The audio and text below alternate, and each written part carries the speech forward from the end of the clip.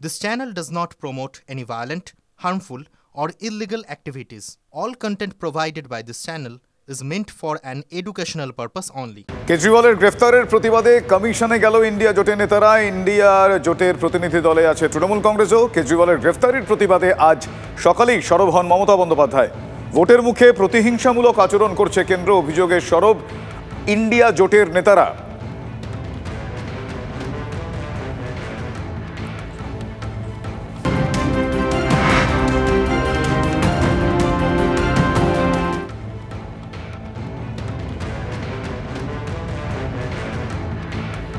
Oxford scholar CAA বিরোধী মুখ মালদা দক্ষিণের তৃণমূল প্রার্থী শাহনওয়াজ আলীকে ঘিরে জোর বিতর্ক।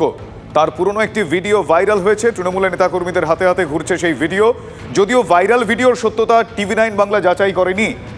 বক্তব্যের ছত্রে ছত্রে তৃণমূল কংগ্রেস বিরোধী কথা। আগে দেখুন সেই ভিডিও। তা এটা কোন বাধ্যবাধকতা যার জন্য একদিকে রাস্তায় মিছিল করা হচ্ছে আর অন্যদিকে একই টেবিলে বসে খাবার খাওয়া হচ্ছে? আসলে প্রোটোকলের নামে যেটা বলা হচ্ছে সেটা এক প্রকারের ফেভিকল। এই প্রোটোকলের নামে যেটা হচ্ছে সেটা তো আসলে লোককে একটা ভাঁওতাবাজি, একটা ধোঁকা দেওয়া হচ্ছে।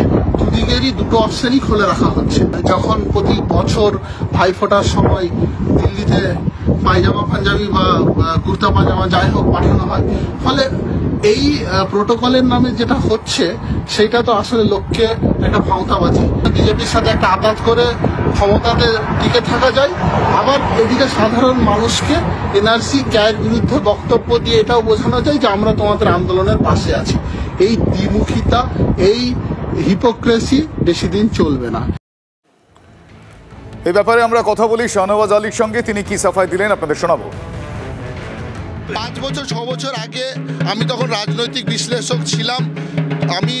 আমার বিশ্লেষণে ভুল হতে পারে। এখন আমি রাজনীতিবিদ শাহনওয়াজ আর রাজনৈতিক বিশ্লেষক শাহনওয়াজ। মানুষ ভুলের ঊর্ধ্বে নয়, তার বিশ্লেষণ ভুল হতে পারে, কিন্তু এখন যখন আমি একজন রাজনীতিবিদ, আমি কোনো ভুল করিনি সঠিক পার্টিকে নির্বাচন করতে, যে বিজেপিকে হারাতে পারে। 5 বছর আগেকার বিভিন্ন ক্লিপিংস তুলে এনে লোককে বিভ্রান্ত করা যাবে না। এই ভিডিও ঘিরে তোলপাড় জেলার রাজনীতি। স্বভাবতই অস্বস্তিতে শাসক দল, আর এই সুযোগে শাহনওয়াজকে কটাক্ষ করতে ছাড়েনি বিজেপিও। মমতা ব্যানার্জির হাত ধরে বিজেপির উত্থান, বিজেপির হাত ধরে মমতা ব্যানার্জির উত্থান, এটা তো মমতা ব্যানার্জির দলের প্রার্থী কিনা এটাই আমাদের চিন্তা। এবং মালদার মানুষ চিন্তায় পড়েছে যে এই জাতীয় ক্যান্ডিডেটকে একটাও ভোট দিবেন কিনা।